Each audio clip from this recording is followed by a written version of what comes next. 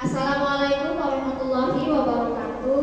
Waalaikumsalam warahmatullahi wabarakatuh. Alhamdulillah, pertama sekali marilah kita panjatkan puji syukur kehadiran Allah Subhanahu wa taala yang telah membawa kita, yang telah memberikan kita rahmat, baik itu kesehatan dan juga kesempatan sehingga bisa berhadir di aula perpustakaan kita ini dalam rangka saya akan memaparkan diseminasi budaya positif. Dan tak lupa pula selawat berangkaikan salam, marilah sama-sama kita sanjung sajikan kepada junjungan kita Nabi besar Muhammad Shallallahu Alaihi Wasallam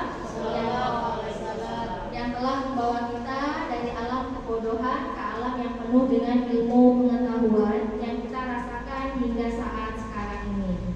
Sekali lagi saya ucapkan terima kasih kepada Ibu Bapak yang telah berhadir mengikuti acara pemaparan saya terkait diseminasi budaya positif modul 1.4 program guru penggerak. Sekarang sebelum kita mulai, saya akan bertanya terlebih dahulu, bagaimana kabarnya Ibu Bapak? Alhamdulillah, luar biasa. Allahu Akbar. Harus lebih baik lagi. Baik, terima kasih untuk responnya, partisipasinya. Di sini saya akan memaparkan materi saya terkait diseminasi budaya positif modul 1.4 yang merupakan program daripada guru penggerak. Nah, sebelum itu saya akan memperkenalkan pendamping saya. Ada Bapak Rizal SPD M. Kesol sebagai fasilitator dalam kelas kami di guru penggerak angkatan 11, dan juga ada Ibu Eni Hairani SPD selaku pengajar praktik, dan juga ada Ibu Wardiana SPD selaku pimpinan dari SMK Negeri 3 Karangbaru. Nah, Ibu Bapak kan dari tadi sudah pada masuk kelas, sudah pada kegiatan. Jadi di sini sepertinya kok wajahnya berkerut semua ya. Kita ice breaking dulu. Oke.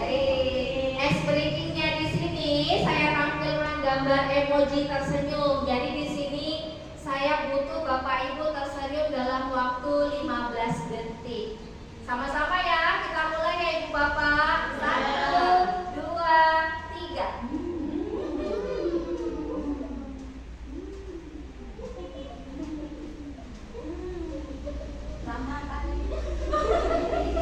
Selamat kali ya Bu ya. Oke, baik, terima kasih untuk responnya. Bagaimana perasaannya Ibu Bapak? Luar biasa, happy. Awalnya hanya diminta tersenyum, akhirnya tanpa sadar kita tertawa sendiri ya Ibu Bapak ya, melepaskan penat. Nah, itu adalah merupakan hal kecil. Hal kecil itu bisa mengubah diri kita menjadi hal yang lebih besar. Baik, di sini saya akan mencoba memaparkan terkait materi saya. Tapi sebelum itu kita pahami lagi di mana ada konsep yang namanya kurikulum merdeka. Jadi di sini kita ketahui Bapak Ki Hajar Dewantara selaku tokoh dalam dunia pendidikan yang memiliki peranan penting, beliau mengatakan kata merdeka, di mana dalam bukunya beliau menyampaikan bahwa merdeka itu artinya tidak hanya terlepas dari perintah, akan tetapi juga cakap buat memerintah diri sendiri. Apa maksud dari kalimat ini? Nah, maksud dari kalimat ini bahwasanya setiap orang itu tidak hanya sifatnya itu diperintah, tapi dia bisa memerintah untuk dirinya sendiri. Artinya memiliki motivasi tidak hanya dari segi eksternal, akan tetapi yang lebih penting adalah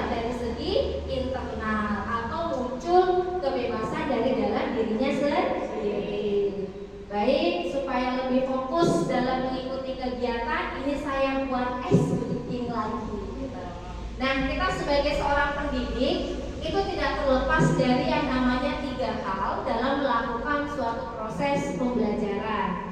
Yang mana ada 3 hal tersebut, diantaranya yang pertama, kita dituntut untuk memiliki yang namanya penglihatan. Yang kedua, kita harus memiliki yang namanya pendengaran. Yang ketiga, otomatis ini adalah merupakan suatu fokus atau perhatian. Supaya apa? Supaya kita bisa memahami materi-materi yang akan diajarkan. Nah, sekarang kita ice breaking pertama terkait penglihatan. Nah, berarti ini fokusnya mata ya Bapak Ibu. Oke, baik, bisa diikutin saya untuk ice breaking yang penglihatan.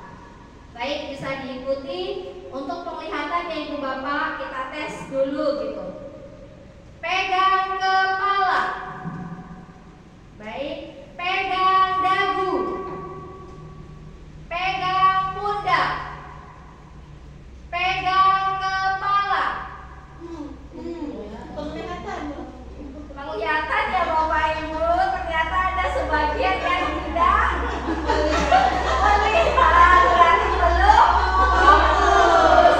Konsepnya tadi bukan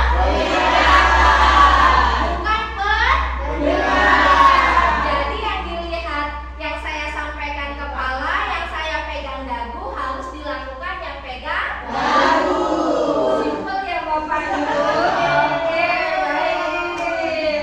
Sekarang kita masuk yang kedua terkait pendengaran. Nah, di sini kita percayai sebagai umat muslim itu percaya akan atas adanya 25 nabi.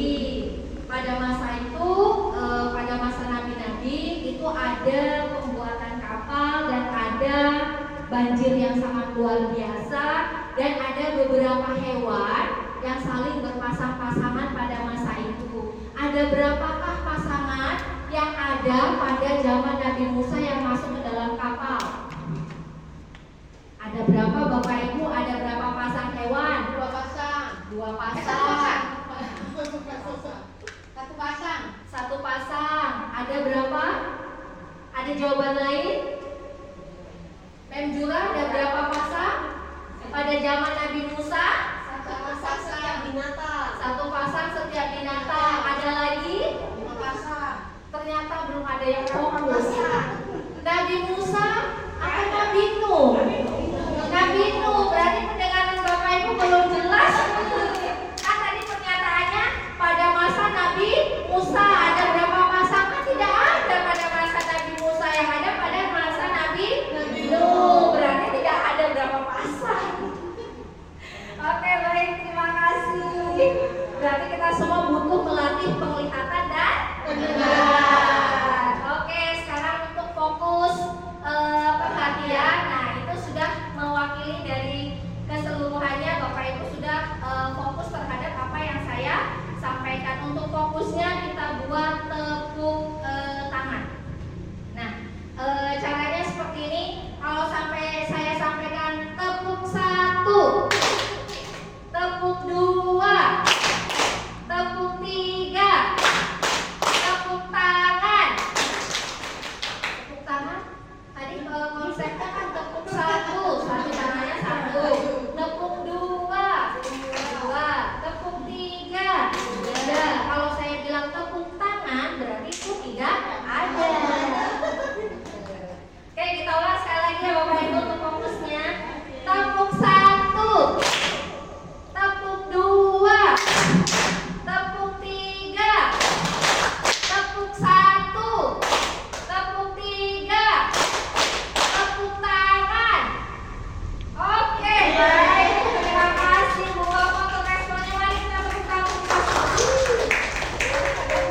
Baik, terima kasih untuk partisipasinya. Sekarang kita masuk ke konsep inti. Berarti Bapak itu sudah fokus untuk semuanya. Di mana di dalam mempelajari budaya positif ada konsep inti yang akan kita bahas. Yang pertama itu terkait perubahan paradigma pembelajaran. Yang kedua akan membahas tentang disiplin positif.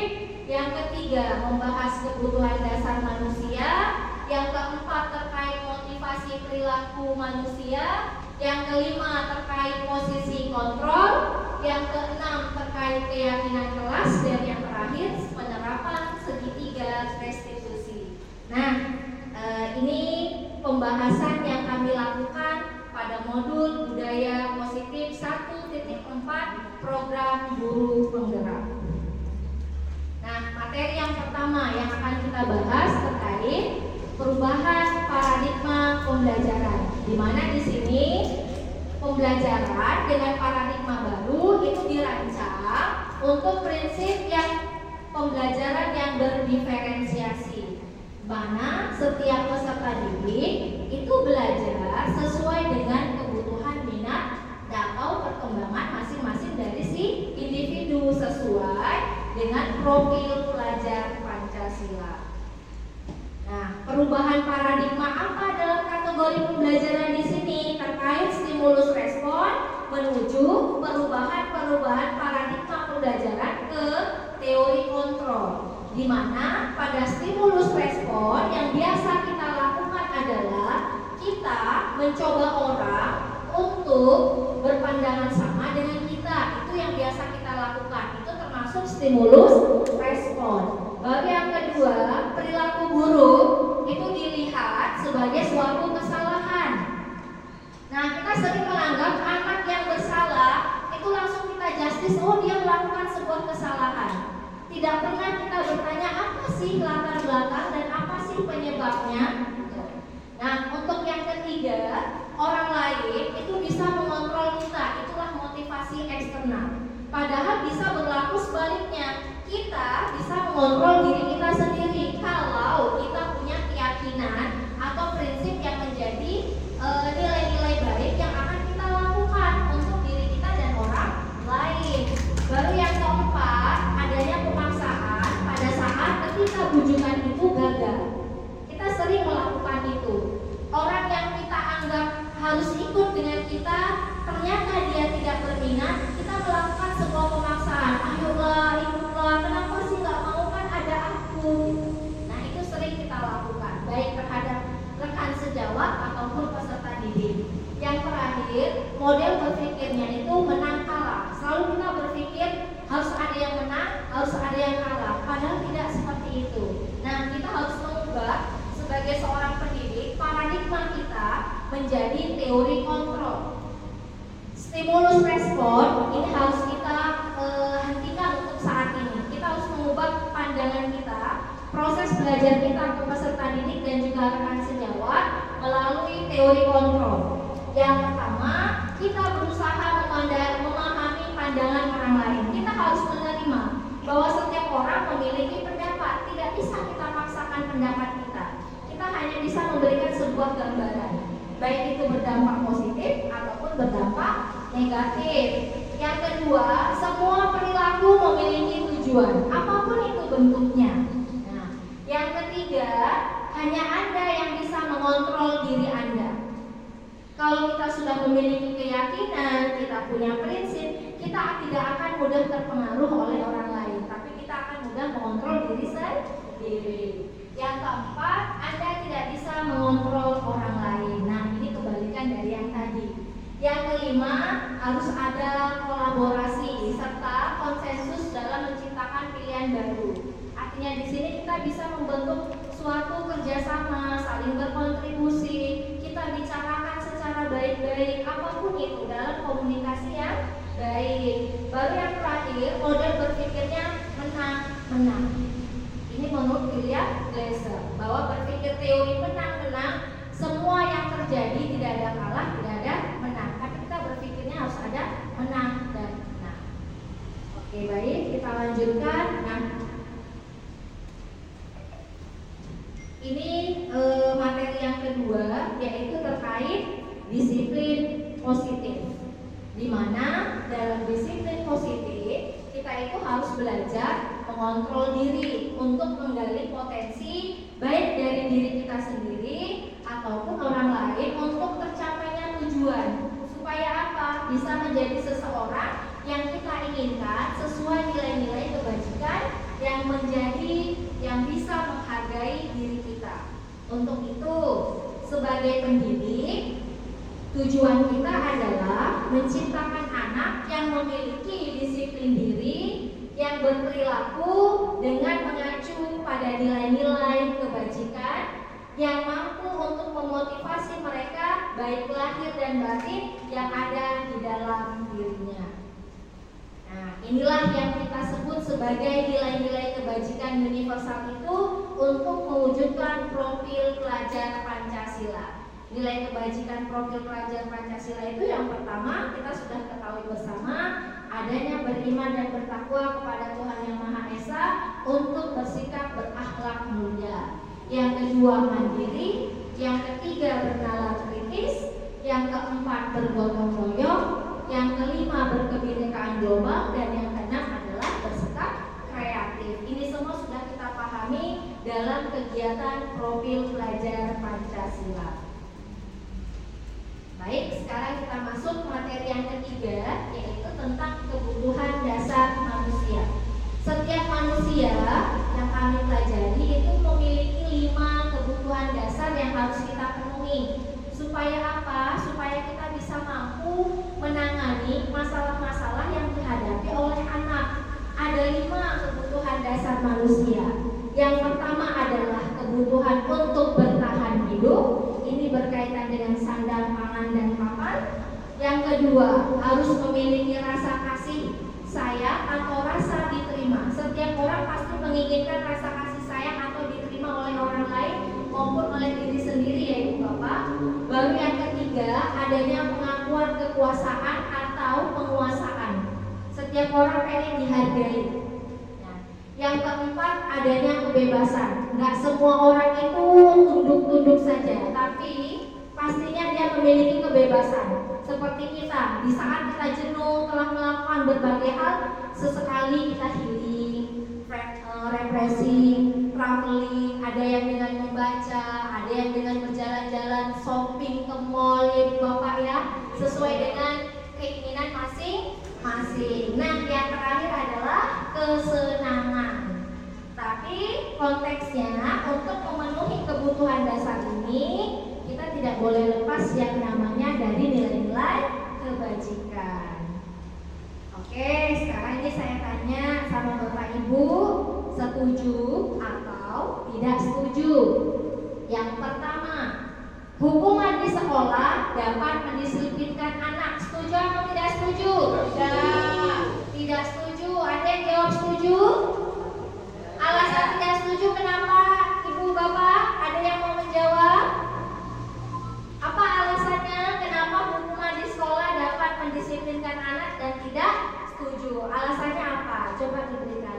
Oke, Pak Bahtiar, silakan. Karena tidak semua hukuman dapat mendisiplinkan anak, tetapi hukuman itu dapat merusak mental si anak. Oke, baik sekali. Terima kasih banyak Pak Bahtiar untuk jawabannya sangat bagus sekali. Terima kasih. Baru yang kedua, pemberian hukuman dengan hal yang positif seperti membaca, membersihkan halaman sekolah dapat meningkatkan disiplin anak. Setuju atau tidak setuju? Setuju. Alasannya Bapak Ibu? Apa Pak Bahtiar lagi nih yang mau ngomong? Oke, boleh. Terima kasih Bapak diantarin Ibu, Bapak jadi powernya. Silakan Bapak. Karena pemberian hukuman dengan hal yang positif seperti membaca dan membersihkan halaman dapat bermanfaat bagi sekolah dan diri dia sendiri. Oke, baik, itu pendapat menurut Pak Bahtiar. Ada lagi mungkin yang ingin memberikan pendapatnya? Oke, Bu Junaida, silakan. Menurut saya dengan memberikan hukuman dengan hal positif seperti membaca, seperti membersihkan sampah, kita jadi membiasakan hal yang awalnya tidak biasa. Oke, baik, terima kasih, sangat bagus sekali jawabannya. Berarti Bu Bapak setuju ya kalau pemberian hukuman itu dalam segi yang positif. Baru yang ketiga, memberi penghargaan dapat meningkatkan motivasi belajar anak. Setuju atau tidak setuju? Setuju. Ya, setuju. Alasannya kenapa Ibu Bapak? Memberikan penghargaan. Oke, memberikan penghargaan motivasi belajar? Jawabannya setuju. Alasannya kenapa? Oke, Bu Rike, silakan. Jadi menurut saya itu memberikan penghargaan dapat meningkatkan motivasi belajar anak. Jadi anak itu dia merasa dihargai itu dengan kegiatan atau dengan sesuatu tindakan yang dia lakukan. Kita memberikan reward tadi, penghargaan, dia merasa dihargai. Dan yang lain pun berdampak bisa mempengaruhi, oh ada hadiah nih, ada penghargaan nih. Jadi mereka bisa merubah kegiatan-kegiatan yang negatif ke positif tadi. Oke, baik. Terima kasih sekali Bu Rike untuk jawabannya. Bapak Ibu semua menganggap bahwasanya penghargaan itu setuju ya sebagai motivasi belajar anak. Nah, kita masuk yang keempat. Saya belum memberikan sebuah penegasan apakah itu hal yang baik atau tidak untuk pemberian penghargaan dan juga hal-hal yang lain tadi seperti hukuman meskipun dalam bentuk yang positif. Baik, yang keempat, yang terakhir, membuat anak merasa bersalah, memberi dampak lebih ringan dibandingkan menghukum. Setuju atau tidak setuju? Membuat anak merasa bersalah. Membuat anak merasa bersalah, memberi dampak lebih ringan dibandingkan dengan menghukum. Setuju atau tidak setuju? Tidak setuju. Alasannya kenapa, Ibu? Silakan Ibu Eni Ratnawati. Ini dampak buat anak itu nggak semua anak bisa menerima ini ya dampak yang dia bersalah kah atau tidak, jadi nggak semua anak itu kuat. Baik, oke, baik sekali. Terima kasih Bu Eni untuk jawabannya. Terima kasih sekali lagi Bu Bapak untuk partisipasinya. Nah, disinilah akan kita bahas apa yang sudah kita lakukan karena ini termasuk sebagai pertanyaan pemantik ya untuk rangkaian pembelajaran kita selanjutnya terkait materi-materi motivasi perilaku. Nah, di sini dia akan kita bahas. Materi yang keempat terkait motivasi perilaku manusia, di mana motivasi itu merupakan suatu dorongan yang timbul dari seseorang secara sadar atau tidak sadar. Untuk apa? Untuk melakukan tindakan dengan tujuan tertentu. Berarti di sini motivasi adalah merupakan dorongan, baik sadar ataupun tidak sadar, untuk mendorong seseorang melakukan suatu tujuan tertentu. Dan teori motivasi perilaku ini terbagi atas 3 bagian. Ada untuk menghindari hukuman, yang kedua untuk mendapatkan imbalan, dan yang ketiga untuk menghargai diri sendiri. Nah, pertanyaan pemantik tadi lebih baik kita fokus kepada untuk menghargai diri sendiri. Itu yang kita arahkan kepada anak-anak kita.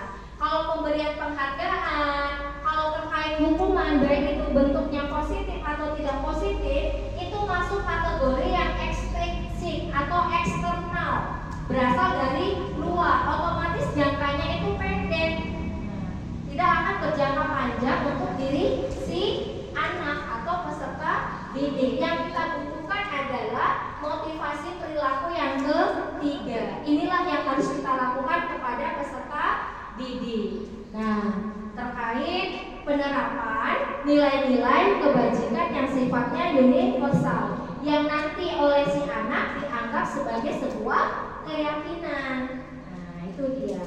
Baik, kita lanjut. Ini tindakan guru, di mana tindakan guru ini saya minta lagi responsif atau partisipasi dari ibu bapak. Di sini sering kita lakukan ya untuk sehari-harinya. Nah, mungkin dengan adanya diseminasi budaya positif ini kita bisa mengubah stimulus respon menjadi teori kontrol. Yang pertama, mencatat 100 kali di dalam buku kali dengan kalimat saya akan semangat belajar. Karena ini kita lakukan karena adanya kurang fokus dalam belajar. Ini termasuk hukuman atau konsekuensi? Hukuman, oke. Yang kedua, lari mengelilingi lapangan 5 kali putaran karena tidak mengerjakan tugas termasuk hukuman atau konsekuensi? hukuman. Baik. Yang ketiga, menggantikan kertas teman yang rusak karena telah dicoret-coret. Itu termasuk konsekuensi atau hukuman? Konsekuensi luar biasa, Ibu Bapak Guru SMK Negeri 3 Karangbaru. Semangat! Teruskan dulu. Baik. Yang keempat, membersihkan tumpahan air di meja guru karena tersenggol saat mengumpulkan tugas ke depan. Konsekuensi atau hukuman? Konsekuensi, mantap, luar biasa. Untuk yang terakhir, membersihkan kamar mandi karena terlambat hadir datang ke sekolah. Hukuman. Hukuman, luar biasa. Terima kasih Bu Bapak, kita beri applausan sekali lagi. Jawabannya benar semua. Ternyata guru-guru kita di sini sudah memahami beda konsekuensi dan hukuman.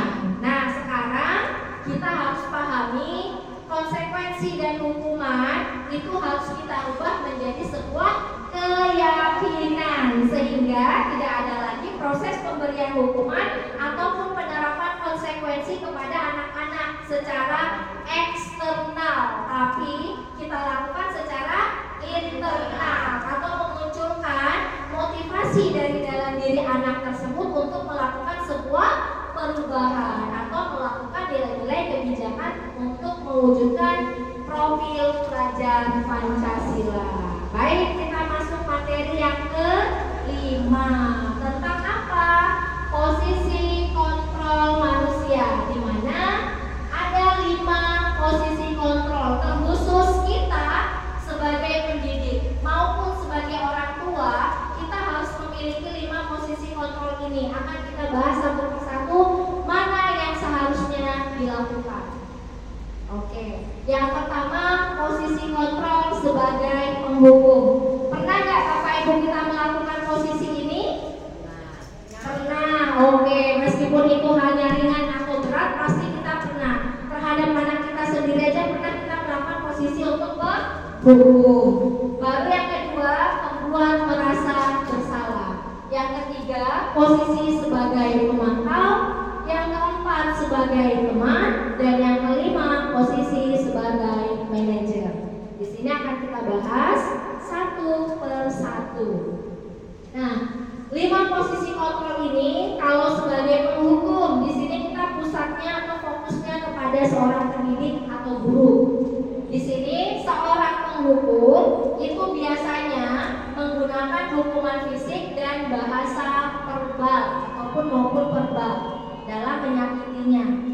Baru yang kedua, membuat merasa bersalah, di mana di sini guru akan bersuara lebih lembut dan akan membuat orang lain merasa rendah diri dan tidak nyaman. Yang ketiga, posisi pemantau, di mana di sini guru itu mengawasi, bertanggung jawab atas perilaku yang orang lain diawasi, serta berdasarkan peraturan dan konsekuensi. Kita memantaunya, melihatnya hanya berdasarkan peraturan atau konsekuensi yang telah kita buat. Itu posisi pemantau. Baru yang keempat, posisi sebagai teman. Di sini guru tidak akan menyakiti murid, namun akan tetap berupaya mengontrol murid melalui persuasi. Baru yang kelima, posisi manajer, di mana guru berbuat sesuatu itu bersama murid atau berkolaborasi. Selain itu, mempersilahkan murid dan untuk mempertanggungjawabkan segala perilakunya dan mendukung murid agar dapat menemukan solusi atas permasalahan yang dihadapi.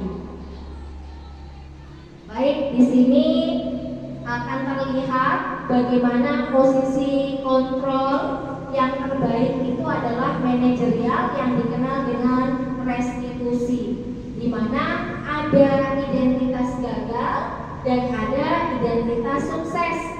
Identitas gagal itu berisi hukuman.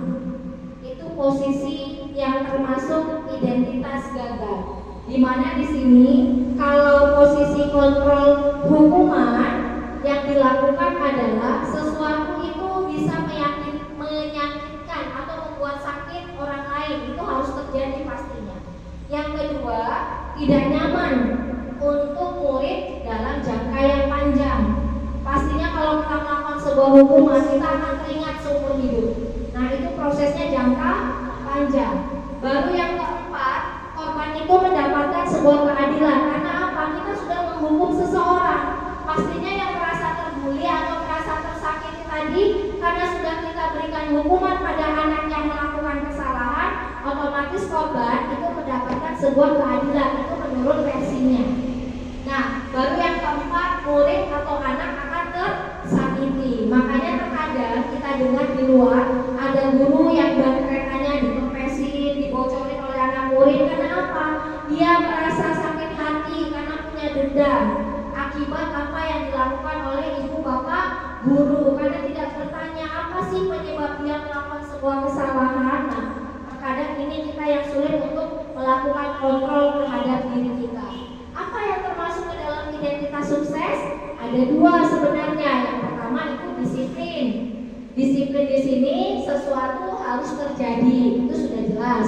Yang kedua, tidak nyaman untuk murid dalam jangka yang pendek. Yang ketiga, korban bisa diabaikan. Yang keempat, murid atau anak dibuat tidak nyaman. Nah, untuk identitas sukses selain disiplin, itu ada yang namanya restitusi. Restitusi di sini merupakan sebuah pilihan, karena kita akan memberikan apa yang anak lakukan, atau kita bertanya bagaimana dia harus melakukan suatu perbuatan tersebut. Yang kedua, untuk menguatkan murid atau anak dalam jangka waktu yang panjang. Kenapa? Karena dia sudah menyadari yang dilakukan itu tidak baik. Baru yang keempat, korban mendapatkan ganti. Artinya di sini solusi yang ditawarkan dari pihak yang bersalah itu nil murni. Nah, baru yang keempat, murid atau anak mendapatkan sebuah penguatan, baik yang bersalah ataupun yang tidak bersalah, mau yang korban ataupun yang melakukan. Itu terkait posisi kontrol, restitusi. Nah, ini beberapa contoh penerapan 5 posisi kontrol. Untuk posisi penghukum, kita sering melakukan. Nah, patuhilah aturan sekolah. Kalau enggak, kamu berdiri di lapangan, kamu berjemur di lapangan. Itu yang kita lakukan. Atau kamu keliling lapangan. Nah, itu kalau kita berada di posisi penghukum dengan nada yang keras atau menghakimi anak. Untuk membuat merasa bersalah, contohnya seperti apa? Mengapa tidak selesai? Kalau kamu nggak selesaikan pekerjaan ini, kan nanti ibu atau bapak yang ditegur sama kepala sekolah, atau nanti ibu yang ditegur sama wali kelas kamu. Nah, itu anak, kita akan membuat anak merasa bersalah. Untuk posisi teman, di sini kita lebih santai, kita bersikap ramah, berkata lembut. Contohnya seperti apa? Ayo anak, lain kali tolonglah dikerjakan tugasnya, oke? Dengan bahasa-bahasa sebagai teman gitu. Kadang kita memakai besti kerjain bang tugasnya. Nah, itu lebih mengakrabkan, karena kita tahu zaman sekarang anak-anak kita. Nah, yang keempat, posisi sebagai pemantau. Posisi sebagai pemantau di sini seperti tadi kita mengawasi anak untuk melakukan bentuk pertanggungjawaban. Di sini contohnya seperti apa yang sering kita lakukan? Kamu sudah melanggar peraturan. Untuk itu, apa peraturan dan konsekuensi yang ada di sekolah kita? Kita bertanya kembali ke anak. Karena apa? Kita sudah membuat yang namanya peraturan dan konsekuensinya sudah diketahui seperti itu. Nah, yang terakhir, posisi manajer. Di mana di dalam posisi manajer, contohnya seperti ini. Apa kamu tahu kamu sudah melakukan sebuah kesalahan? Nah, anak itu akan menjawab, ya Bu, saya tahu. Nah, kalau kamu sudah tahu, bagaimana cara kamu untuk memperbaikinya? Di sini kita meminta anak untuk berpikir secara kritis, dan dia sendirilah yang mencari solusi. Kita menimbulkan motivasi intrinsik di dalam dirinya. Nah, mungkin seperti itu. Bisa dipahami Ibu Bapak pemaparan saya? Bisa. Karena kok kayaknya udah mulai nampak lemes-lemes Oke, terima kasih sekali lagi. Baik, sudah bosan atau belum? Belum. Kalau sudah bosan bilang aja ya Ibu Bapak. Biar kita buat nanti ice breaking kembali. Baik, seperti itu. Atau kita mau ice breaking dulu nih? Ya. Oke, baik. Kalau begitu kita ice breaking dulu. Ice breakingnya ini kita sesuaikan ya dengan Ibu Bapak. Atau ada ide kira-kira apa mau ice breaking yang kita lakukan?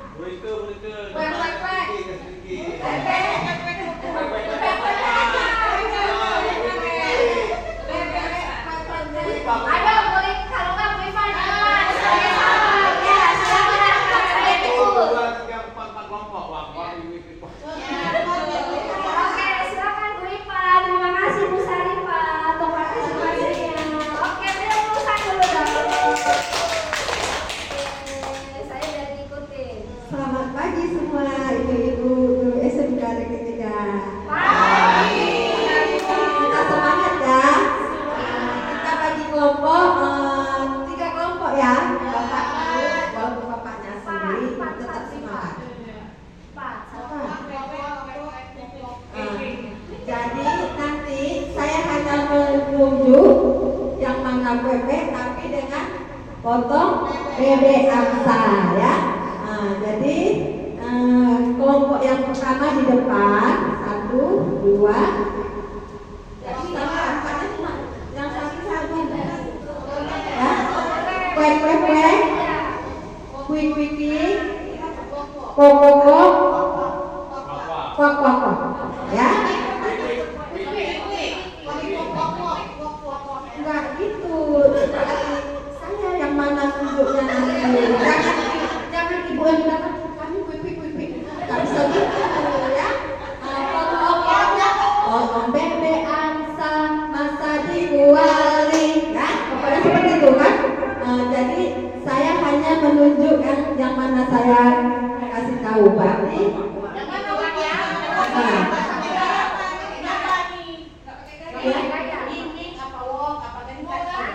Kan dengan dulu kuik kok kuek terakhir kok ya. Oke. Pertama 1, 2, 3.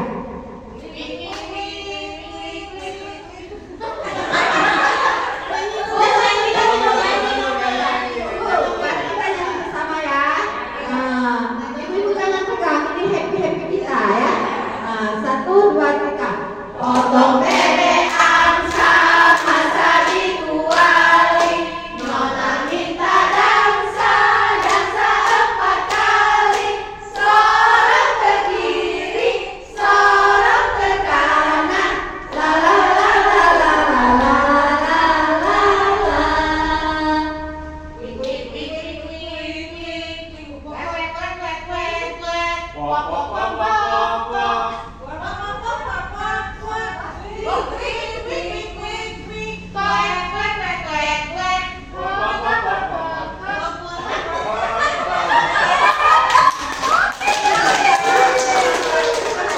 Hiburan ya. Ya udah, assalamualaikum warahmatullahi wabarakatuh.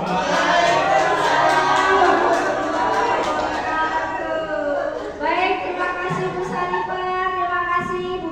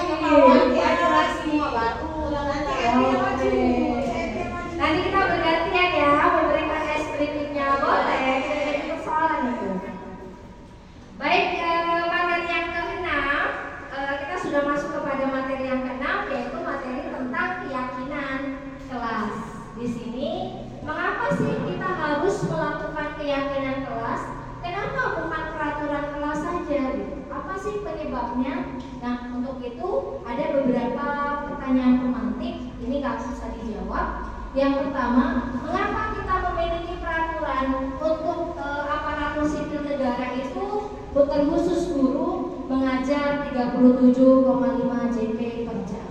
Itu kan sebuah peraturan. Yang kedua, mengapa kita punya peraturan harus memiliki surat-surat yang lengkap saat berkendara.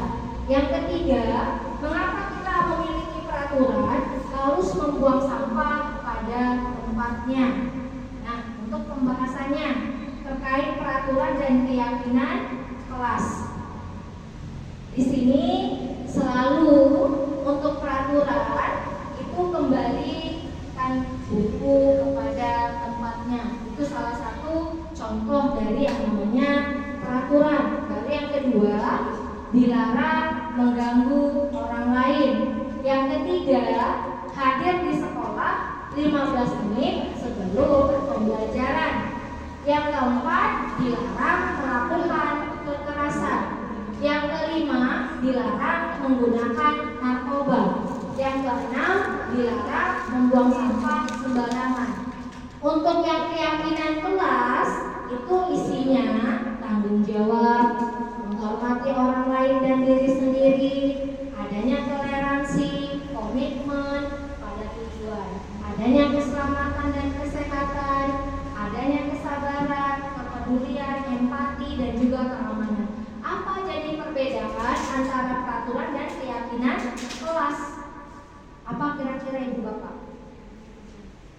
Di peraturan contohnya, nah, di keyakinan contohnya, bentuk bahasanya seperti itu. Apa sih perbedaan antara peraturan dan keyakinan kelas? Ada yang mau memberikan partisipasinya? Silakan. Oke, Bu Meta Yaslina, dipersilakan. Terima kasih atas kesempatannya.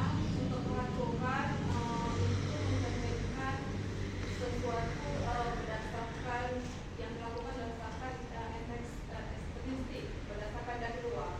Jadi sedangkan keyakinan anak-anak melakukan atau seseorang melakukan berdasarkan dari dalam dirinya sendiri.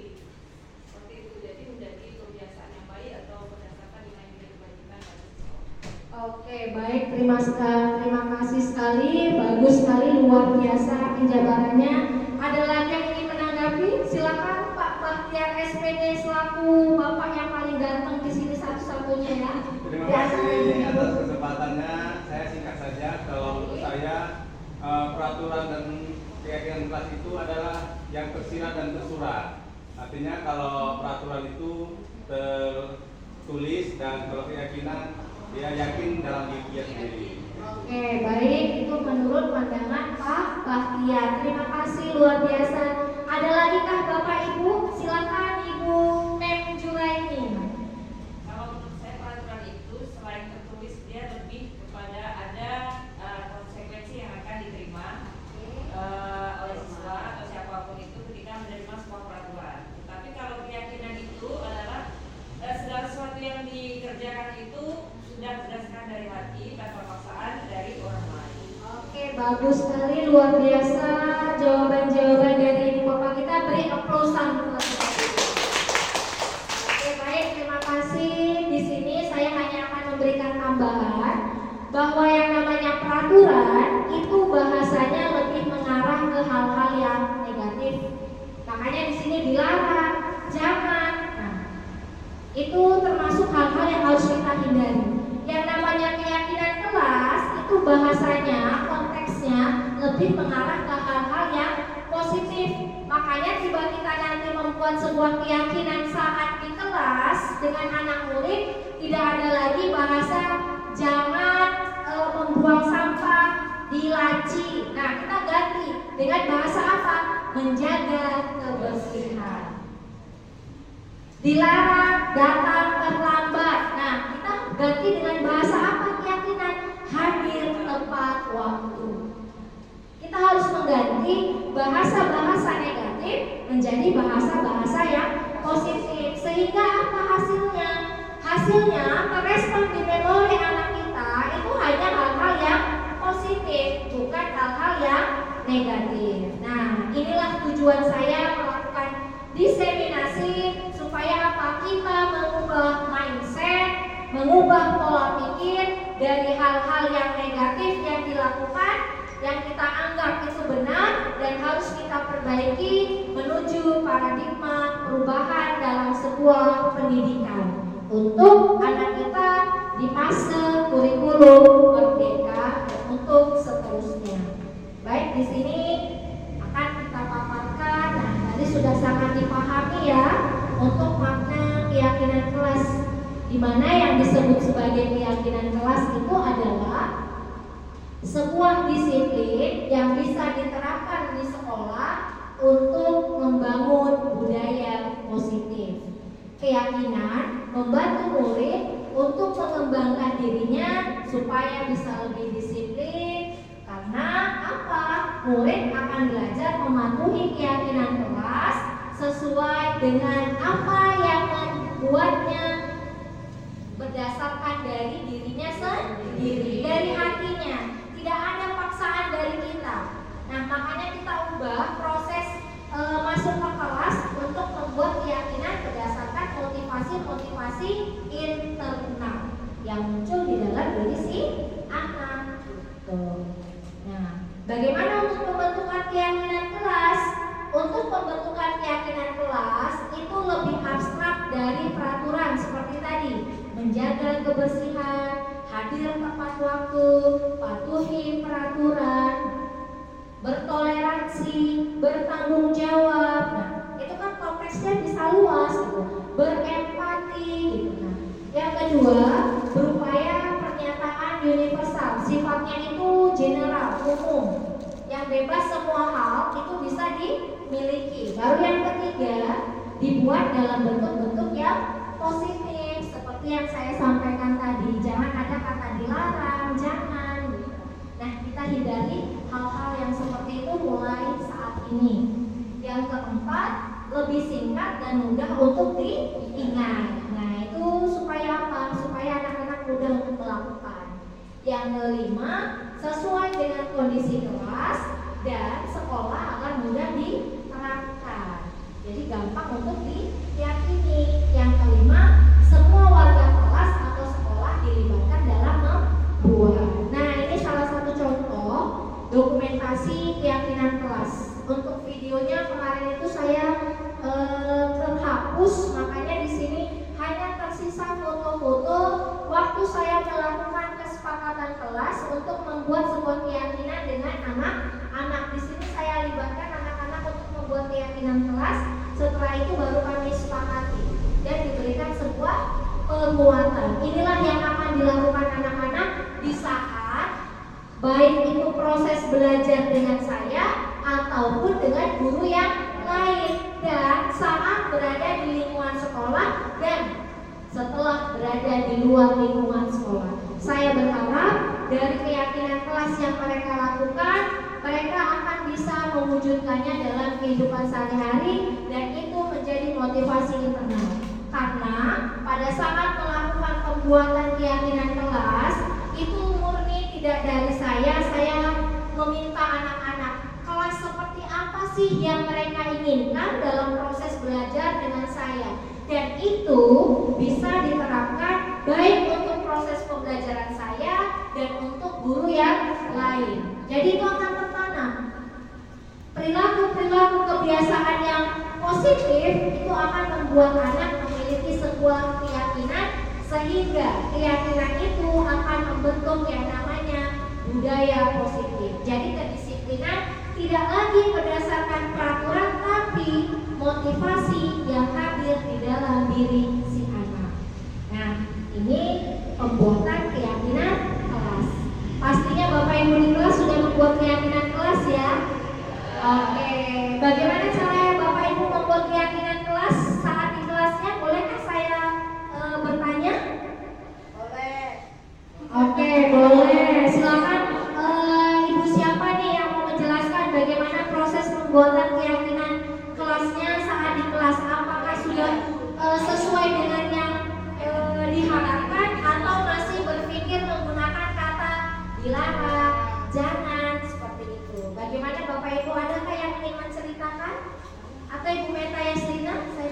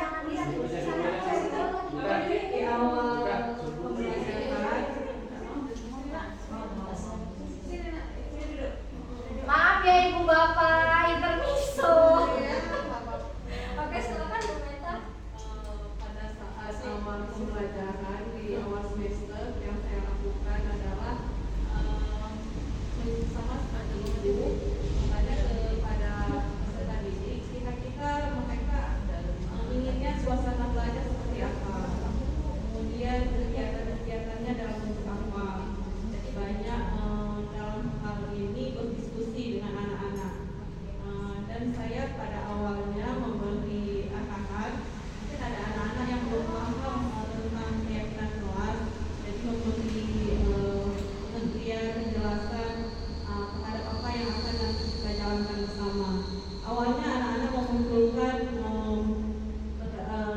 pernyataan negatif seperti itu, jangan datang terlambat. Itu kan diawali dengan kata yang negatif gitu.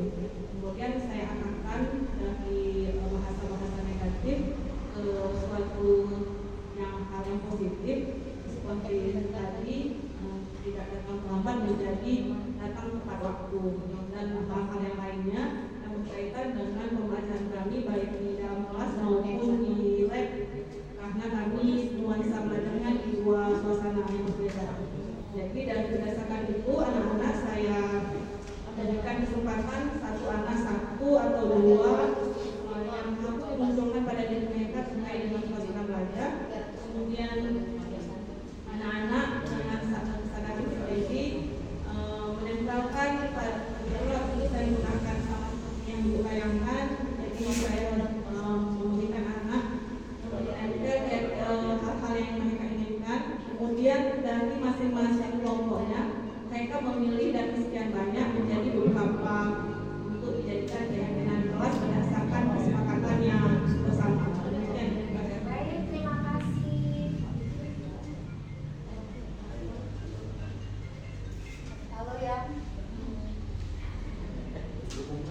Baik, terima kasih banyak Meta Yaslina, luar biasa. Kita berikan applause dulu untuk cerita Ibu Meta Yaslina terkait bagaimana beliau melakukan pembuatan keyakinan kelas, bahwasanya hal-hal yang negatif itu harus kita hilangkan dan kita mengganti bahasa-bahasa menuju hal-hal yang positif. Baik, sekarang kita menuju materi yang terakhir, yaitu penerapan segitiga restitusi. Kita harus tahu dulu di dalam segitiga restitusi itu ada 3 hal yang harus kita pahami, di mana di dalam segitiga restitusi itu ada 3 hal. Yang pertama yaitu menstabilkan identitas, yang kedua validasi tindakan yang salah, dan yang ketiga menanyakan keyakinan.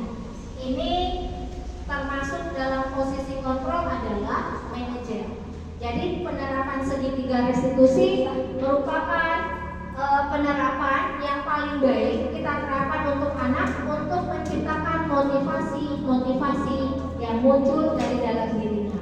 Kalau menstabilkan identitas, kita semua akan melakukan hal yang terbaik yang bisa kita lakukan. Contoh-contoh menstabilkan identitas itu seperti apa? Misalnya, setiap orang pasti pernah melakukan kesalahan. Kita manusia semuanya itu tidak memiliki kesempurnaan. Pasti semua orang pernah melakukan sebuah kesalahan.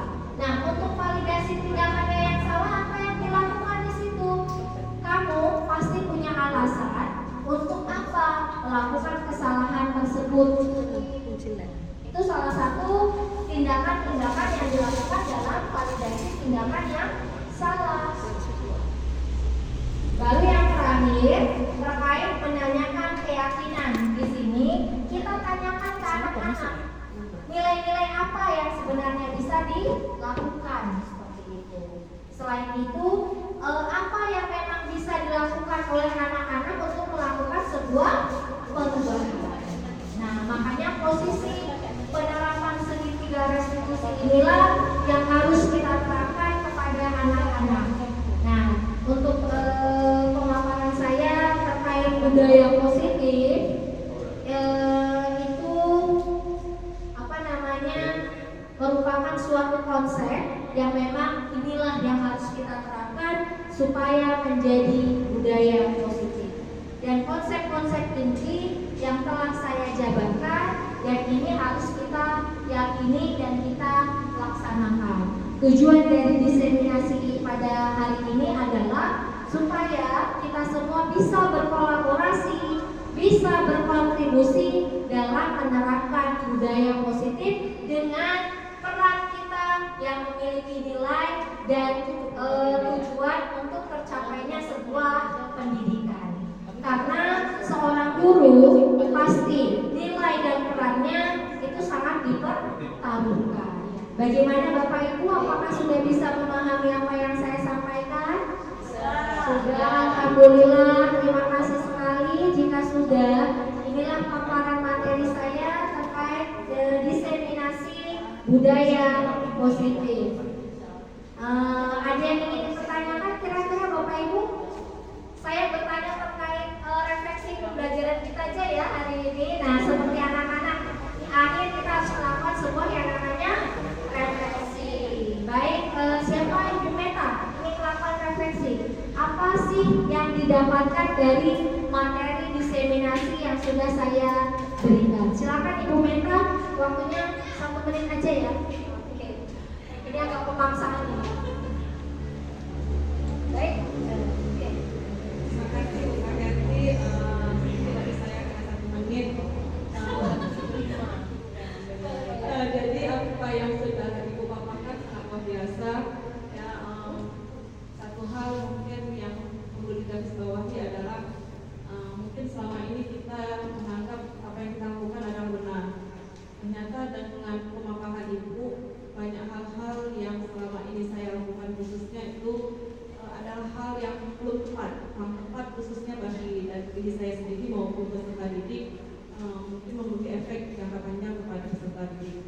Dengan pemaparan yang Ibu sampaikan, insya Allah akan saya lakukan perubahan mulai dari saya sendiri kepada peserta didik agar dari hal-hal yang negatif tadi menjadi positif, sehingga nuansa sekolah bisa menunjukkan budaya kebajikan yang universal seperti yang diharapkan oleh negara kita, memunculkan profil pelajar Pancasila. Demikian, terima kasih. Siti, kamu tahu nggak kenapa Ibu panggil kemarin? Oh iya. Tahu. Ini gimana kabar kamu? Sehat kah? Sehat. Sehat. Tadi soalnya Ibu lihat waktu Ibu pas mau jalan pergantian jam, Ibu lihat kamu kok marah-marah, kamu sampai tendang pintu. Emangnya ada apa sih, Ti? Itu Bu, si Bunga nyindir Silvi di kelas. Oh, nyindir-nyindir. Wajar sih kalau kamu sampai marah ya, sampai seperti itu. Karena manusia itu kan gak ada sih yang sempurna. Melakukan kesalahan itu normal. Alasan kamu sampai bisa menendang pintu, maki-maki Bunga, alasannya kenapa, Nak? Dia selalu nyindir saya Bu. Saya udah sabar, udah tahan dia nyindir gitu, tapi dia tetap aja nyindir saya. Alasan kamu sampai semarah itu sama Bunga kenapa? Emang sindirannya tentang apa, Nak? Dia nyindir saya jalan sama cowok Bu. Oh gitu, karena kamu jalan sama cowok, makanya dia nyindir-nyindir terus di kelas. Normal sih kalau kamu marah, karena kan itu privasi kamu. Untungnya kamu gak berbuat lebih banyak terhadap Bunga, ya kan? Hanya sebatas maki dia sama nendang pintu. Kira-kira apa yang mau Silvi perbaiki dari kejadian ini, Nak? Supaya di kelas juga enak, karena bakalan ketemu Bunga setiap hari kan? Pastinya kamu merasa nyaman gak sih dengan posisi ini? Enggak. Jadi apa yang mau Silvi lakukan setelah ini, Nak? Mungkin minta maaf sama Bunga Bu. Oke, minta maaf. Terus dia sabar lagi ngadapin Bunga karena itu udah sifat dia. Oke, siap. Terus mengklarifikasi kalau itu tuh bukan cowok saya, tapi itu abang sepupu saya. Ya. Biar dia nggak salah paham gitu sama saya. Oke, sudah baik sekali tindakan yang mau Silvi lakukan. Terima kasih. Sekarang bisa balik ke kelas ya, berarti sudah jelas ya, Nak ya. Assalamualaikum warahmatullahi wabarakatuh. Perkenalkan, nama saya Sylvia dari 11 Busana 1. Sebelumnya saya berterima kasih pada Ibu karena sudah mengajak saya berdiskusi. Dengan itu saya bisa menjadi orang yang lebih sabar, bisa menahan emosi, dan bisa lebih memahami karakter teman. Terima kasih Ibu. Demikian, terima kasih. Oke, baik. Terima kasih banyak Ibu Meta Yaslina untuk tanggapan refleksinya. Selain Ibu Meta, kira-kira ada? Kalau tidak ada, sekali lagi saya ucapkan ribuan terima kasih kepada Ibu Bapak yang telah berhadir di sini, sudah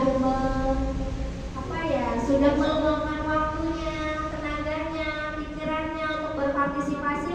Mudah-mudahan ini menjadi babak baru perubahan paradigma pembelajaran, baik untuk diri saya, untuk rekan-rekan, dan untuk sekolah. Insya Allah ini bisa kita praktekkan semua